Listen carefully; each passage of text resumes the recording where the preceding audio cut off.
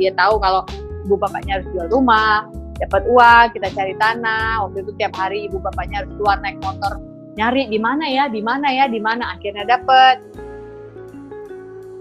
Ya, dengan kemampuan Bunda Sophie lah ya, yang dulu sebagai penyiar dulu ya, penyiar radio. Sempet ya? Awal ya pernah penyiar radio, tapi ya kalau ditanya presenter dan TV host ya misalnya, yang my core is itu. Ya, dengan kelebihan itu ya sebagai presenter, pokoknya dikerahkan ya untuk menjaga coffee shop ini tetap berjalan gitu. Iya, karena kan kita, ya pikiran saya sih jangka pendek aja dulu deh, nggak usah jangka panjang. Saya bahkan belum mikir sisi bisnisnya ini ya. Yang saya pikirin adalah 5 orang di bawah saya ini jangan jobless. Sesimpel itu. Lama itu, Bunda? Ya ampun, kita tuh baru buka 6 bulan langsung dihajar corona. Dahsyat loh. Enggak deh, ini Juni ya. Kita buka November, 8 bulan udah kita. 4 bulan lagi kita ulang tahun ke-1. Disambut dengan pandemi ya. Disambut dengan pandemi new normal.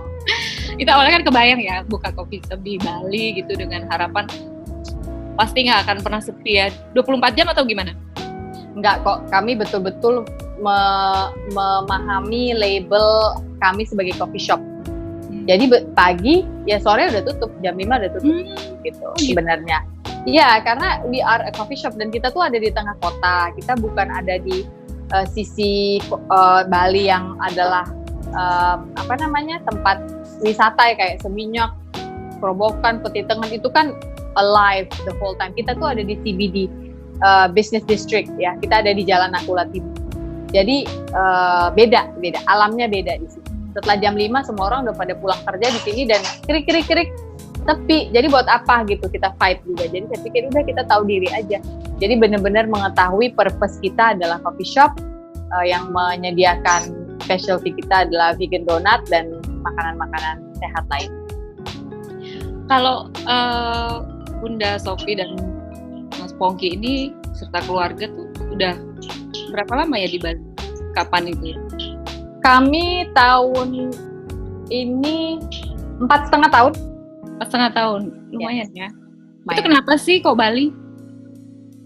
Nah, saya juga nggak ngerti kenapa kok Bali ya. Jadi waktu kami memutuskan kalau kami harus menepi sejenak untuk membereskan urusan keluarga inti kami ya, untuk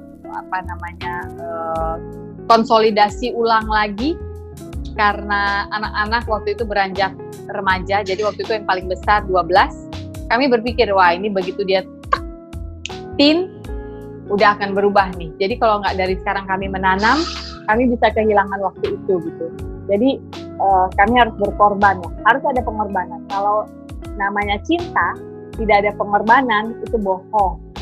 Jadi pengorbanannya, ya itu bohong. Jadi pengorbanannya adalah kami harus ke Bali untuk menepi sejenak, berusaha tetap membangun karir kami dari jauh ini kan tidak mudah, akan banyak pembatasan, akan banyak kekurangan lahan, ketertinggalan juga banyak karena kami harus naik pesawat dulu ke ibu kota gitu kan ya.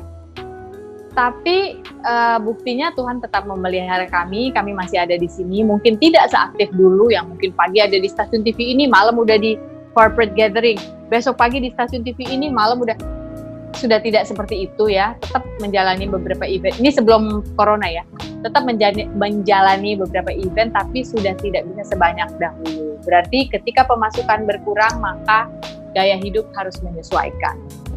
Nah, itu ya yang mau ditanamkan juga ke anak-anak ya? Iya, bahwasannya setiap musim itu ada waktu expiry-nya. Jadi musim dulu mama sama bapi, mungkin kalau bapaknya mungkin masih lebih aktif ya karena dia memang menafkahi keluarga. Tapi mama yang dulu pernah kalau jangan coba deh ke pasar direbutin orang mau foto mau tanda tangan, sekarang lo mau ke pasar juga nggak ada yang nyariin, bodo amat siapa lo gitu. Nah itu tuh ada musimnya and it's okay. Musim itu akan keluar masuk gitu loh. Jadi musim ketika dulu mama bisa punya uang berlebihan, maksudnya nggak semuanya harus begini ke bapaknya sebagai penafkah utama. Sekarang mamanya harus begini terus gitu. Sebenarnya pelajarannya lebih ke saya sih, kalau untuk mereka belum begitu mengerti itu, cuma tahu kulitnya aja, mereka lihat ibunya masih gendut dulu. Tapi buat saya itu cukup berat ya.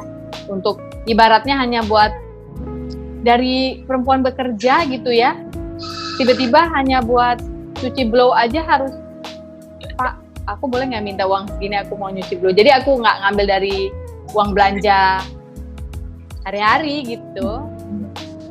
Ya itu cukup menyakitkan. Untuk memutuskan ke pindah ke Bali nih ya dari Jakarta, anak-anak dilibatkan nggak untuk ini? Maksudnya disampaikan kalian ya mau nggak mau harus ikut gitu, atau didiskusikan, terus begitu pindah ke Bali mereka bagaimana menyesuaikan dengan lingkungan baru? Kalau saya boleh jujur, karena waktu itu umur mereka yang paling besar masih 12, yang kecil 9, diskusinya itu hanya di level pengertian mereka. Tidak bisa dikasih demokrasi yang terlalu lebar skopnya untuk bagaimana. Apakah kamu setuju akan kepindahan kita? Sudah pasti dia nggak akan setuju karena dia temennya di sini, yang dia tahu ada di sini. Bedanya dia sama kita kan adalah kita punya perbandingan. Dia nggak punya perbandingan dengan what if life kita pindahin seperti ini. Kalau dia kan nggak tahu, yang dia tahu cuma itu terus gitu. Oh neneknya di sini bisa ke sana. Oh temennya di sini bisa main ke sana. Oh les musiknya di sini. That's all they know. Jadi yang kita lakukan saat itu supaya agak nggak terlalu ekstrim adalah kita bilang, nak, kita bakal coba tinggal di Bali selama 4 bulan. Anggap aja ini liburan yang extended. Kita extend. Yeay! Senang dong. Pengorbanannya adalah cari kontrakan rumah yang ada poolnya. Wes pokoknya biar dia itu, oh iya bener kok liburan gitu. Toh kita homeschool kan, jadi untuk sekolah tidak ada. Begitu 4 bulan mau selesai, kami berdua orang tua diskusi lagi dan berdoa. Ternyata memang jalan kami bukan di Jakarta, kami akan tetap stay di sini. Di situ baru mereka diajak ngomong. Nah, ternyata setelah 4 bulan di sini, kami memutuskan setelah berdoa harus tetap stay di sini karena we think this is better for our family. Mau nggak kalian support mama sama bapi, kita give it a try agak lebih lama? Udah mulai bingung, maksudnya gimana gitu. Nah, tapi dari situ tiap hari sih kita libatkan dalam setiap keputusan. Jadi, nah rumah ini kontrakannya udah mau habis, mama sama bapi harus beli tanah. Jadi kita harus jual yang di Jakarta. Jadi we don't have our house di Jakarta, udah jadi punya orang. Well, if mama sama bapi punya uang lebih ya itu bisa kita simpan, tapi kita nggak punya gitu. Jadi yang kecil-kecil gitu sesuai dengan level pemikiran dia gitu. Dia tahu kalau ibu bapaknya harus jual rumah, dapat uang, kita cari tanah. Waktu itu tiap hari ibu bapaknya harus keluar naik motor nyari di mana ya, akhirnya dapat. Lalu ketika kita harus mulai membangun, kita memasuki musim yang berbeda di mana bapaknya hampir setiap hari nggak ada di rumah. Mau panggung apa juga dijalani karena kita harus sesuai target rumah ini terbangun. Jadi ketika awal-awal itu Mas Pongki masih bolak-balik ya untuk ambil job mungkin di ibu kota atau di mana? Ya, ibu kota atau kota besar ya, Surabaya, Medan, Makassar, bahkan Papua sekalipun, ataupun Bali. Bali kan banyak sekali wedding, Mbak. Gitu. Tapi ya itu juga harus mengalami new normal pada saat itu buat kami. Banyak klien nggak mau tahu kalau kami tinggal di Bali, jadi dia nggak mau bayarin pesawatnya. Oh, banyak. Jadi akhirnya ya sudah, kalau begitu honornya kepotong buat ini gitu. Jadi new normal juga gitu. That's why I said, bila pemasukan sudah menemui kekurangannya, gaya hidup disesuaikan gitu.